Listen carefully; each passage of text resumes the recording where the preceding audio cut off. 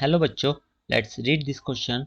But question says the electrical resistance of depletion layer is large because and हमें ये चार options दे रखे हैं. It has no charge carriers.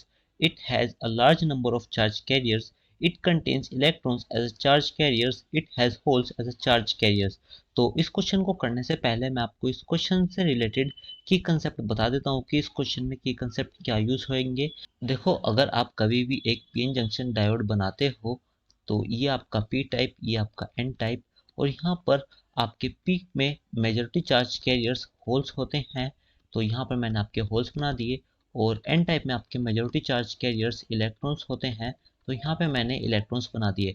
अब देखो, डिप्लीशन रीजन उस रीजन को कहते हैं जहाँ पर इन आपस में डिफ्यूजन होने की वजह से, मतलब जो ये चार्ज कैरियर्स है, इलेक्ट्रॉन और होल्स के बीच डिफ्यूजन स्टार्ट हो जाता है.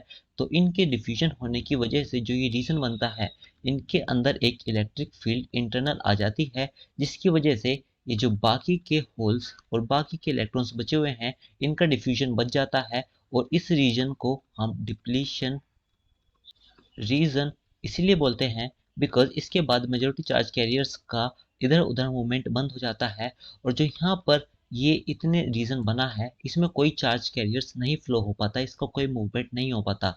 तो जो हमारा बी ऑप्शन है, सी ऑप्शन है, डी ऑप्शन है, इसमें आप देखोगे कि large number of charge carriers, electrons, holes, तो ये तीनों ही एक तरह से इलेक्ट्रॉन फ्लो करवाने की कंडीशन को सेटिस्फाई करते हैं. बट जो ए ऑप्शन है, it has no charge carriers, इसी की वजह से जो आपका इलेक्ट्रिकल रेजिस्टेंस है डिप्लीशन रीजन का, वो काफ़ी बहुत ज़्यादा बढ़ जाता है. इसी वजह से जो आपका करंट है वो फ्लो नहीं कर पाता.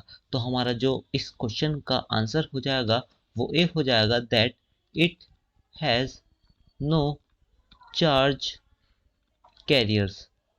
तो यही आपके क्वेश्चन का फाइनल आंसर है. I hope you guys understood this. Thank you so much. Take care.